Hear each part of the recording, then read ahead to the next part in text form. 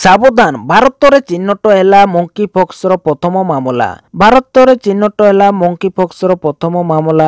मिलता सूचना अनुसार गत सप्ताह केरल मालापुरम रे जड़े आक्रांत चिन्हट होते टेस्ट पर यह मंकी पॉक्स निश्चित होती। सूचना अनुसार जड़े 38 वर्षीय युवक मंकी पॉक्सर आक्रांत होती। से वीकेंड यात्रा करते। स्वास्थ्य मंत्रालय सूत्रରୁ मिलता सूचना अनुसार व्यक्ति मध्य एम पॉक्स क्लाड एक प्रकार निश्चित होती। भारत में यह प्रकार प्रथम घटना। IWHO ए वेरिएंट को विश्व स्वास्थ्य जरूरीकालीन परिस्थिति घोषणा करिछि। कुआଯାଉଛି जे उक्त व्यक्ति को डाक्तरखाना एक सप्ताह पर भर्ती करा जायछि। तांको अलग स्थान रे रखा जाई चिकित्सा करा जाउछि। चलंतु परवर्ती खबर पर नजर पकेइबा। पुणी हृदय जितिले धोनी। चेन्नई सुपर किंग्स ठारू नेबे मात्र एतिकी टंका। भारतीय क्रिकेट दलर पूर्वतन अधिनायक महेंद्र सिंह धोनी जदियो आईपीएल रे चेन्नई सुपर किंग्स रो अधिनायक नाहांती किंतु तांको प्रशंसक संख्यार ह्रास घटी नाही।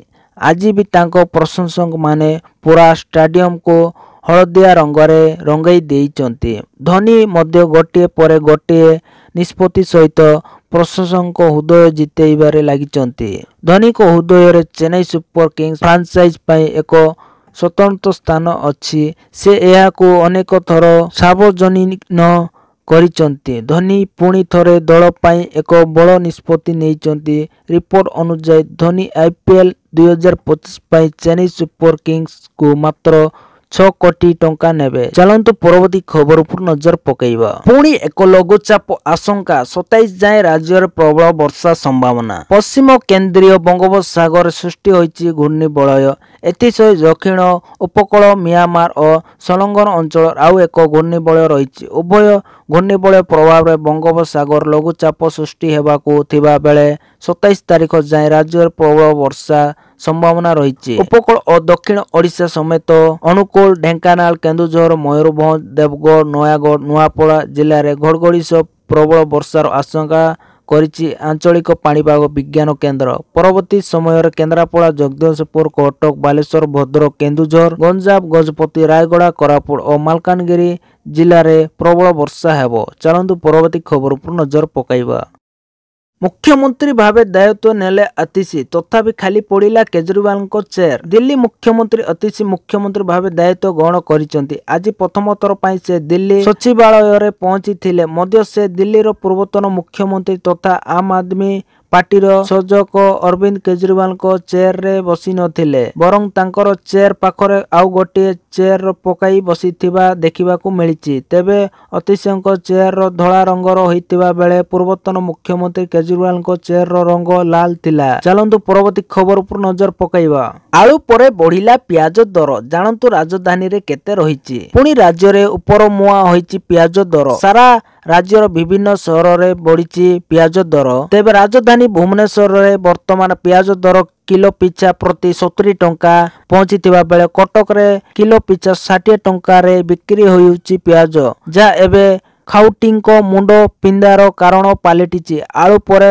गत 2 मास हेबो लगातार भावे प्याज दर वृद्धि पाइबारे लागिछि। तेबे महाराष्ट्र नासिका रे प्याज दर वृद्धि पाइथिबारु राज्य रे मध्य दर बढ़ी चलिथिबा सूचना रही। अन्यपटे व्यवसायी संघ अभियोग करुछन्ति जे कॉर्पोरेट संस्थार दर निर्धारण जोगु प्याज दर बढ़ुछि। सरकार नाफेड जरिया रे प्याज आनुथिले सुधा एही दर रे कोनोसी परिवर्तन आसुनाही। चलंतु परवर्ती खबर पर नजर पकेइबा। राज्यर सबु नुआ थाना रे लागिबो सीसीटीवी। राज्यर सबु नुआ थाना रे लागिबो सीसीटीवी। 57 टी नुआ थाना रे लागिबो सीसीटीवी। अक्टोबर 8 सुधा यह शेष हेबो बोली पुलिस महानिदेश YB खुरानिया सूचना देइचंती। एने वाकाओ को निर्देश देइचंती पुलिस महानिदेश। सेपरी 29 टी थाना रे परिवर्तन हेबो सीसीटीवी। सूचना जोग जे भरतपुर थाना घटना रे तदंत बेले थाना रे सीसीटीवी नथिबा जणा पड़ितिला। भरतपुर थाना नुआ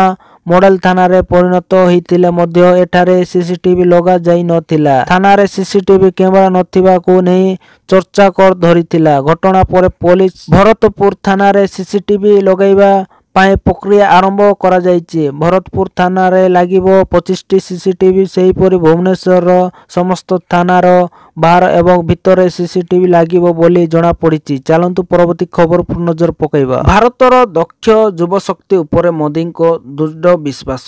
ଭାରତର ବନୁଛି ଗ୍ଲୋବାଲ ସାଉଥର ଦୁଷ୍ଟ ସହର। ବୈଷୟିକ ଜ୍ଞାନ ଓ ଦକ୍ଷତା କ୍ଷେତ୍ରରେ ଥିବା ଚ୍ୟାଲେଞ୍ଜକୁ ଅତିକ୍ରମ କରି ବିଶ୍ୱ ଦରବାରରେ ସ୍ୱତନ୍ତ୍ର ପରିଚୟ ତିଆରି କରୁଛି ଭାରତ। ପ୍ରଧାନମନ୍ତ୍ରୀ ଭାବେ ନବମ ଥର ଆମେରିକା ଗସ୍ତର ଦ୍ୱିତୀୟ ଦିନରେ ନ୍ୟୁୟର୍କର ପ୍ରମୁଖ ଆମେରିକୀୟ ଟେକ୍ କମ୍ପାନୀର ସିଇଓଙ୍କ ସହ ଗୋଲ ଟେବୁଲ ବୈଠକ କରିଛନ୍ତି ନରେନ୍ଦ୍ର ମୋଦି। ପିଏମ୍ କହିଛନ୍ତି ବିକଶିତ ଭାରତ ସଂକଳ୍ପ ପୂରଣ ପାଇଁ ଦେଶର ଯୁବପିଢ଼ିଙ୍କ ଉପରେ ଭରସା କରିଛି। କୃଷି, ଶିକ୍ଷା, ସ୍ୱାସ୍ଥ୍ୟ, ଶକ୍ତି କ୍ଷେତ୍ରରେ ବିକାଶ ପାଇଁ ଭାରତ ସରକାର ଉନ୍ନତ ନେଟ୍ ସହ ଏଆଇର ଉପଯୋଗକୁ ପ୍ରୋତ୍ସାହନ ଦେଇଛନ୍ତି। ନୂଆ ଭାରତରେ ଖୁବ୍ ଶୀଘ୍ର ମେଡ୍ ଇନ୍ ଇଣ୍ଡିଆ ଚିପ୍ ନିର୍ମାଣକୁ ମୋଦି ଗ୍ୟାରେଣ୍ଟି କରିଛନ୍ତି। ଚାଲନ୍ତୁ ପରବର୍ତ୍ତୀ ଖବର ଉପରେ ନଜର ପକାଇବା। ମହିଳାଙ୍କ ପାଇଁ ଖୁସି ଖବର। ରିଲାଏନ୍ସ ପକ୍ଷରୁ $10 ଆର୍ଥିକ ସହଯୋଗ ଘୋଷଣା।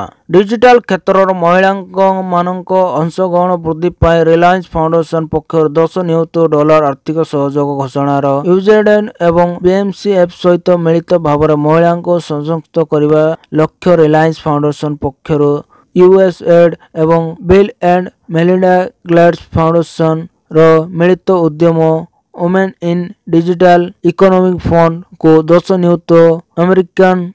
ଆର୍ଥିକ ସହାୟତା ଦେବାକୁ ଘୋଷଣା କରାଯାଇଛି। ଭାରତର ଡିଜିଟାଲ ଅର୍ଥନୀତିରେ ମହିଳାମାନଙ୍କୁ ସଶକ୍ତ କରିବା ଏବଂ ଲିଙ୍ଗଗତ ଡିଜିଟାଲ ବୈଷମ୍ୟକୁ ହ୍ରାସ କରିବା ଏହି ପଦକ୍ଷେପର ଉଦ୍ଦେଶ୍ୟ ରହିଛି। ଚାଲନ୍ତୁ ପରବର୍ତ୍ତୀ ଖବର ଉପରେ ନଜର ପକାଇବା। ବର୍ଷା 12 ଜିଲ୍ଲାକୁ ୟେଲୋ ସତର୍କତା ଜାରି। ଆଜି ବଙ୍ଗୋପସାଗରରେ ଲଘୁଚାପ କ୍ଷେତ୍ର ସୃଷ୍ଟି ହେବାର ସମ୍ଭାବନା ରହିଛି। ଆଗାମୀ 3 ଘଣ୍ଟା ପାଇଁ ମୟୂରଭଞ୍ଜ, କେନ୍ଦୁଝର, ଭଦ୍ରକ, ବାଲେଶ୍ୱର, କୋରାପୁଟ, ରାୟଗଡ଼ା, ଗଜପତି ଜିଲ୍ଲାକୁ ବିଜୁଳି ଘଡ଼ଘଡ଼ି ସହ ବର୍ଷା ନେଇ ଚେତାବନୀ ଜାରି କରାଯାଇଛି। ସେପଟେ ଲଘୁଚାପ ପ୍ରଭାବରେ ଆଜି ପାଇଁ 12 ଜିଲ୍ଲାକୁ ପ୍ରବଳ ବର୍ଷା ନେଇ ୟେଲୋ ସତର୍କ ଜାରି କରାଯାଇଛି।